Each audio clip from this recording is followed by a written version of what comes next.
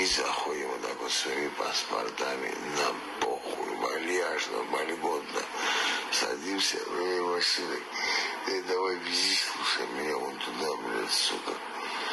Бах, подвез, понял, поставил. И вот так вот, короче, рисовать. Я проехал 500 километров. А так, по факту, вам, ребятки кикельские, вообще не надо ничего доказывать. Вам единственное нужно доказать, сможете ли вы дружить с абхазами или нет. Больше ничего вам доказывать не нужно. Привет, Ромашка.